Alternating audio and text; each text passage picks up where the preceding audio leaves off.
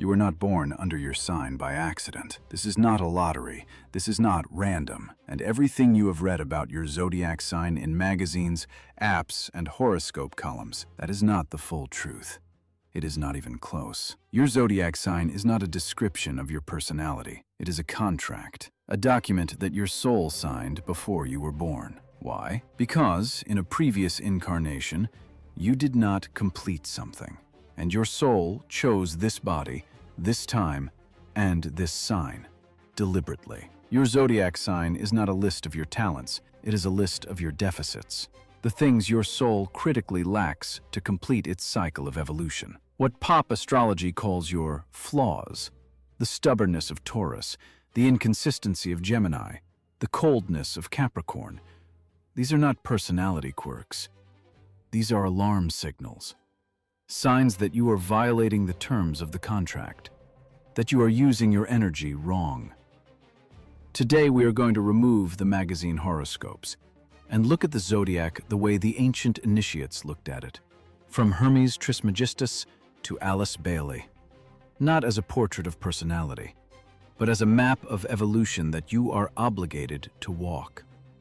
And in upcoming videos, we will break down every single sign, yours included.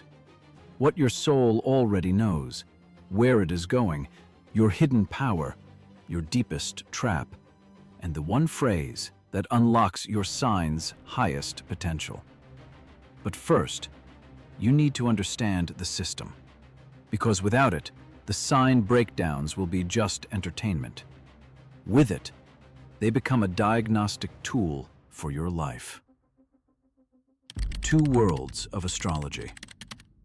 To understand what we are about to discuss, you need to see the difference. Regular astrology answers one question: who am I?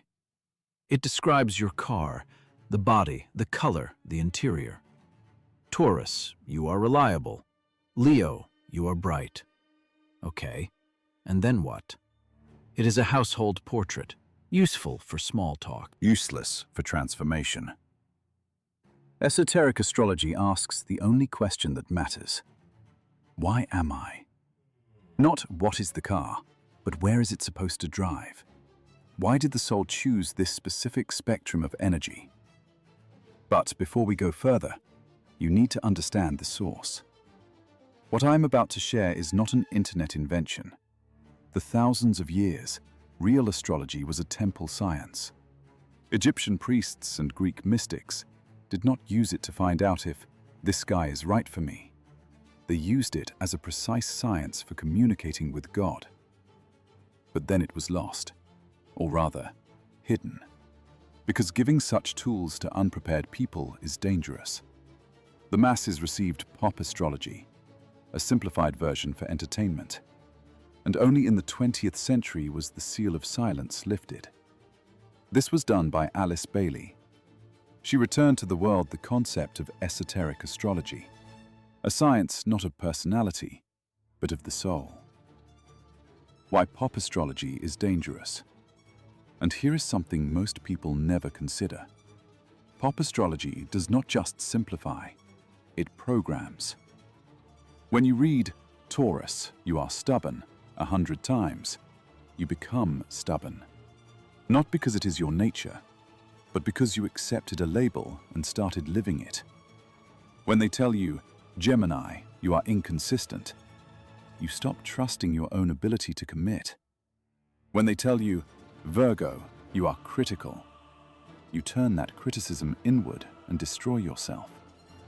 Pop astrology takes the lowest octave of your sign, the shadow, the autopilot, the unconscious pattern, and presents it as your identity. This is who you are. Accept it. No. This is who you are when you are asleep. This is the default setting, the factory mode. But you are not a factory product. You are a soul with a mission. And the most dangerous part, pop astrology never mentions the mission. It never tells you where the energy is supposed to go. It just describes the vehicle and says, nice car. Now sit in it forever. Imagine buying a race car and being told, it is red, it has 4 wheels, it is fast. But no one tells you there is a track. No one tells you there is a destination. No one tells you the engine was built for something specific. That is what pop astrology does. It describes the surface. And people live on the surface for decades, never knowing there is a depth they were built to reach. Let me show you what I mean with real examples. Pop astrology tells Cancer, you are too emotional, too sensitive, too clingy. And Cancer spends their whole life apologizing for feeling things deeply. But in esoteric astrology, Cancer is the guardian of the Grail, the one who creates sacred space where others can heal. Your sensitivity is not weakness. It is your primary instrument. The world needs you to feel. That is literally why you are here. Pop astrology tells Capricorn, you are cold, obsessed with work, no fun at parties. And Capricorn builds walls around their heart, believing that is just who they are. But in esoteric astrology, Capricorn is the gateway of the gods, the sign of the initiate who conquered matter itself. Your discipline is not coldness. It is the forge that turns coal into diamond. Pop astrology tells Pisces, you are a dreamer, unrealistic, lost in fantasy. And Pisces starts to believe they are broken, too soft for this world. But in esoteric astrology, Pisces is the world savior, the sign that carries the experience of all 11 signs before it. Your dreaminess is not escape. It is direct access to dimensions most people will never touch. Do you see the difference? Pop astrology takes your greatest gift and calls it a flaw. And you believe it. For years, sometimes for a lifetime. What we are doing here is different. We are not describing the car. We are opening the map. The monad and the prism. In esoteric teaching, there is a concept called the monad. This is your soul in its pure form, absolute white light. But white light is too broad. To gain specific experience, the monad must pass itself through a prism. Your zodiac sign is that prism, the colored glass that the soul chose. When white light passes through red glass, it becomes red. The monad says, in this life, I want to learn willpower, and it is born as Aries. It says, I want to understand service, and it chooses Virgo. This is not random. This is a curriculum. Think about that. You did not end up as a Scorpio because of the position of planets. You ended up as a Scorpio because your soul needed to learn transformation. The planets are the mechanism. The choice was made before. Your sun, the backpack. Now let us establish the technical foundation, because the next part changes everything. What is your sun sign? It is the sign the sun was in on the day you were born, what you call your sign. In esoteric astrology, the sun represents your foundation. It is the sum of all talents and qualities you have already developed in past lives. This is your zone of strength, your zone of comfort. If you are a Leo by sun, it means your soul already knows how to be bright and confident. You do not need to learn this. That tool is already in your backpack. The sun shows who you already are based on your level of development. Think of it as your starting capital. The skills, the abilities, the strengths you brought into this life. They come easily to you. They feel natural. Other people struggle with what you do effortlessly because you have been practicing for lifetimes. Your ascendant, the mission. Now the second piece, and this is where it gets serious. Your ascendant, your rising sign, is the constellation that was rising on the eastern horizon at the exact minute of your birth. In esoteric astrology, the Ascendant is the gateway of the soul. It is your goal for this lifetime. The qualities you do not yet have, but are obligated to develop. If the sun is your starting capital, then the Ascendant is your business plan, where that capital needs to be invested. The sun shows who you are. The Ascendant shows who you must become. Most people have never heard this. They know their sun sign, maybe their moon, but the Ascendant, the actual mission, remains invisible, and they wonder why life feels like something is missing. The moon, the saboteur. Now, there is a third element, and this one is tricky because it works against you. Your moon sign is the sign the moon was in at the moment of your birth. In regular astrology, they tell you the moon is your emotions or your inner self. That is a simplification that misses the point entirely. In esoteric astrology, the moon represents your autopilot, your emotional default, the unconscious reactions that fire before you even realize what is happening. It is the pattern your soul is most comfortable with and most addicted to. The moon is not your ally in evolution. It is your anchor to the past. Think of it this way. The sun is who you are. The Ascendant is who you must become.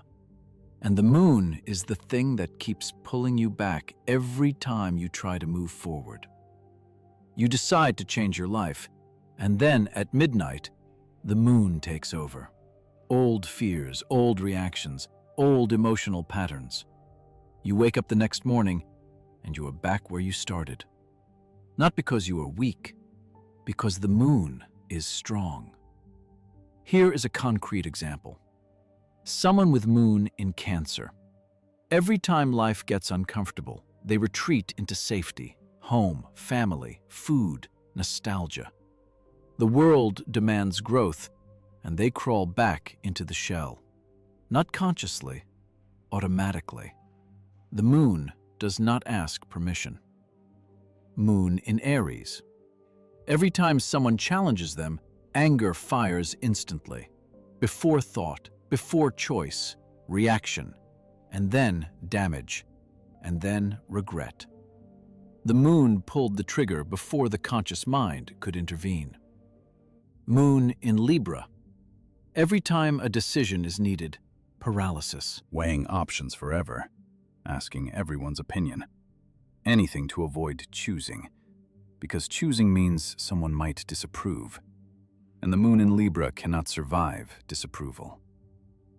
The moon is not evil. It served you in past lives. Those patterns were survival tools, but in this life, they are outdated software. And until you see the moon for what it is, the saboteur of evolution, you will keep wondering why knowing the right path and walking it are two very different things. In the sign breakdowns, we will cover how the moon operates for each sign.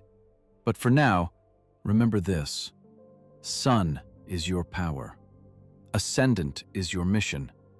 Moon is the resistance. All three together, that is your complete map. The main conflict.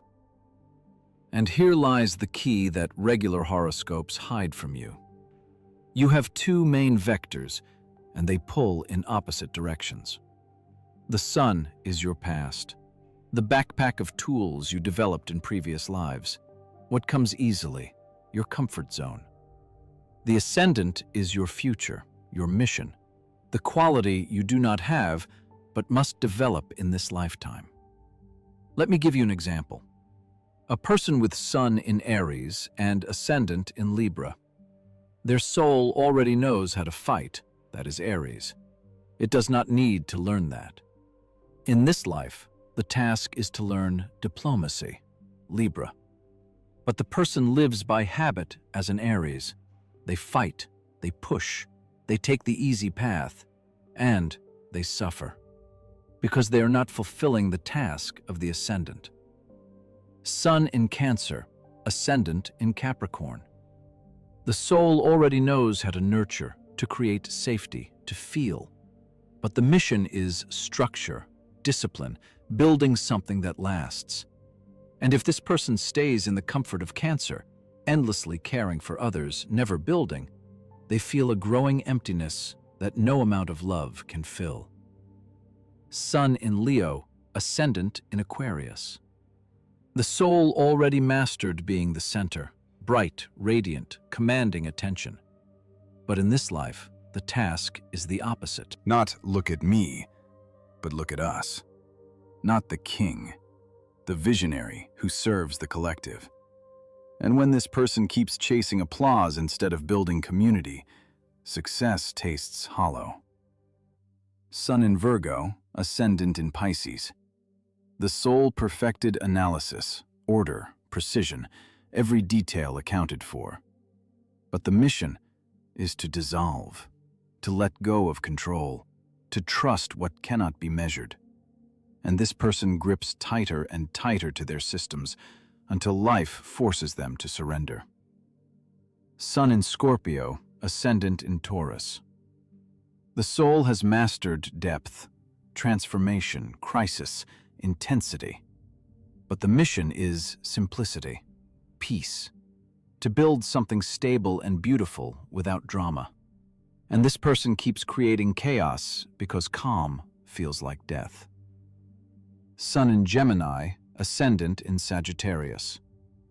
The soul already knows how to gather information, every fact, every angle, every perspective.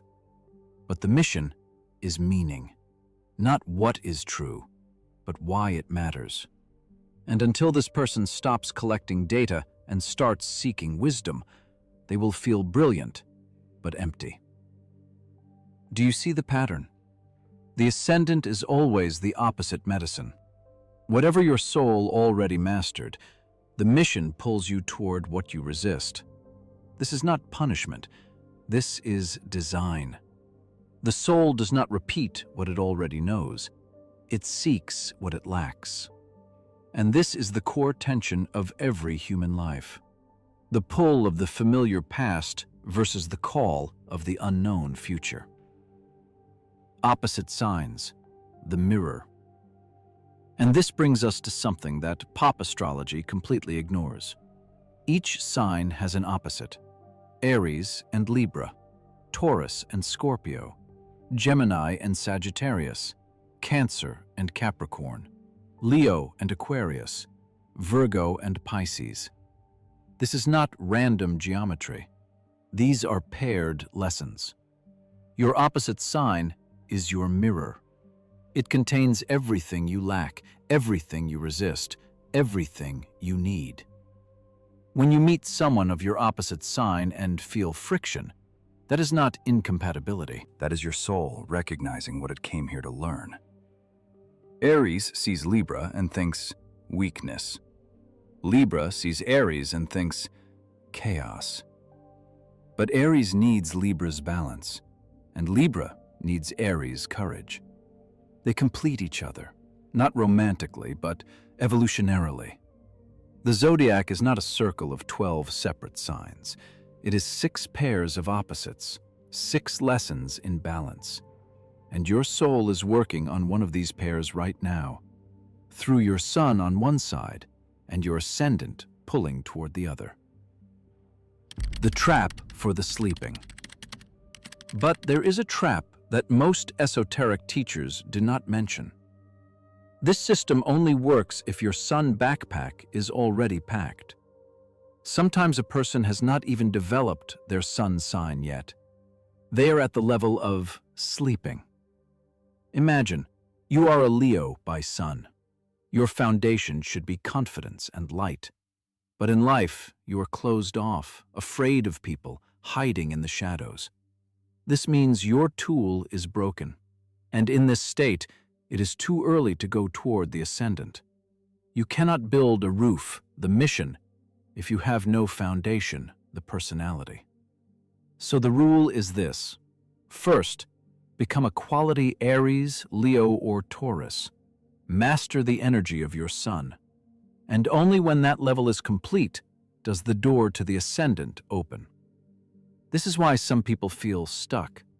They are trying to fulfill a mission they are not ready for because the foundation is not built. It is like trying to run a marathon when you have not learned to walk. If your sun sign's description sounds like a stranger, if you read Leo, confident, radiant, powerful, and think, that is not me at all, that is your signal. You are still building the foundation, and this is not failure. This is information. Knowing where you are is the first step to getting where you need to go. The higher and lower octave.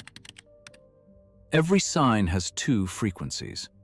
Think of it as a musical note, the same note, but played one octave higher or lower. The lower octave is when the energy controls you. The passions, fears, and shadows of the sign run on autopilot. You are not choosing, you are reacting.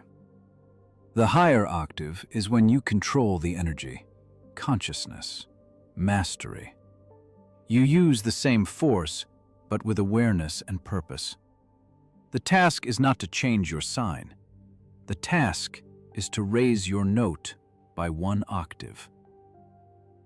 A lower octave Scorpio is consumed by jealousy, revenge, and control. A higher octave Scorpio transforms darkness into light and heals others through the depth of their understanding. A lower octave Leo demands attention, craves applause, collapses without praise. A higher octave Leo radiates light without needing anyone to see it. They shine because it is their nature, not because it is their need. A lower octave Pisces drowns in fantasy, addiction, and escape from reality. A higher octave Pisces becomes a channel, translating what they receive from the invisible world into art, healing, and wisdom that transforms millions. Same sign, same energy, completely different life. How to know your octave. So how do you know which octave you are living in right now? Here is a diagnostic. Be honest. Question 1. Does the energy of your sign serve you or consume you? If you are an Aries and your fire builds things, higher octave. If your fire burns relationships and projects, lower. If you are a Cancer and your sensitivity heals others, higher. If it drowns you in other people's emotions, lower. The test is simple. Is the energy working for you or against you? Are you riding the horse, or is the horse dragging you? Question 2. Do you use your sign's power consciously, or does it trigger automatically? Lower octave is always automatic. You do not choose to be jealous, Scorpio. You do not choose to be stubborn, Taurus. You do not choose to scatter your attention, Gemini. It just happens. Higher octave is when you catch the pattern in real time. You feel the jealousy rising, and you choose what to do with it. That pause between the impulse and the action, that is the octave shift. Question 3. Would someone describe you by your sign's highest quality or its lowest? If people experience your warmth, your depth, your strength, higher. If they experience your drama, your control, your chaos, lower. This is not judgment. This is awareness. You cannot raise an octave you cannot see. And here's the key. You are not permanently at one octave. You shift. Some days higher, some days lower. The work is to increase the percentage of time you spend at the higher frequency. The 3 crosses. Now something that goes beyond individual signs. A pattern that organizes the entire zodiac into 3 types of souls. In esoteric astrology, the 12 signs are grouped into 3 crosses. The cardinal cross, Aries, Cancer, Libra, Capricorn. The initiators. They start things. They create movement. If your sun or ascendant is cardinal, your soul's mode is action. You are here to begin. The fixed cross, Taurus, Leo, Scorpio, Aquarius. The sustainers. They hold things together when others let go. Your soul's mode is power. You are here to endure and transform through persistence. The mutable cross, Gemini, Virgo, Sagittarius, Pisces. The transformers. They adapt, translate, transmute. Your soul's mode is change. You are here to bridge worlds. Cardinal people get frustrated when nothing is moving. Their lesson is to also finish what they start. Fixed people get frustrated when things change. Their lesson is to release what no longer serves. Mutable people get frustrated when things are rigid. Their lesson is to find solid ground within the flow. Look at your sun sign. Which cross? Now your ascendant. Same or different? If different, your soul is learning a new mode of operation in this lifetime. A cardinal sun with a mutable ascendant. You know how to start, but must learn to adapt. A fixed sun with a cardinal ascendant. You know how to hold, but must learn to initiate. Another layer of the map. The 12 signs as one journey. Now zoom out, see the whole picture. The 12 signs are not 12 separate stories. They are one story, one journey, from the first impulse to the final dissolution. Aries ignites the path, the first spark of existence. Taurus grounds it, gives the spark a body and form. Gemini transmits it, connects and communicates. Cancer nurtures it, creates the safe space where life grows. Leo radiates it, gives it light and creative power. Virgo refines it, purifies and brings order. Libra balances it, establishes justice and harmony. Scorpio transforms it, destroys what is dead so something new can be born. Sagittarius expands it, finds meaning and points toward truth. Capricorn structures it, builds what lasts for generations. Aquarius distributes it, pours the wisdom out for humanity. Pisces dissolves it, releases everything back into the ocean, completing the cycle. This is evolution. Each sign prepares the ground for the next, and the monad passes through all 12, not in one lifetime, over dozens of incarnations. But the goal is one for all. Walk the entire circle and exit it not as who you entered. Now ask yourself, where am I in this circle? Not just by sun sign, but by what is happening in your life right now. If you keep facing the same situation, the same type of person, the same conflict over and over, that is your exam. That is the sign your soul is passing through right now. And until the exam is passed, the situation will repeat, not as punishment, as school. Signs you are violating the contract. Now, how do you know if you are off course right now? Not in theory, in your actual life. There are specific symptoms, and once you see them, you cannot unsee them. The first symptom, repeating situations. The same type of problem keeps appearing, the same type of person, the same type of conflict. Different names, different faces, but the same lesson. You leave a toxic relationship and enter another one with the same dynamic. You quit a job and the new one has the same problem. You move to a new city and attract the same situations. This is not bad luck. This is your soul re-enrolling you in the class you failed. The situation will keep repeating, in different disguises, until you pass the exam. Not as punishment, as design. The second symptom, success without satisfaction. You achieved what you were supposed to achieve: the career, the money, the relationship. From the outside, everything looks right, but inside, emptiness. A quiet voice saying, "This is not it.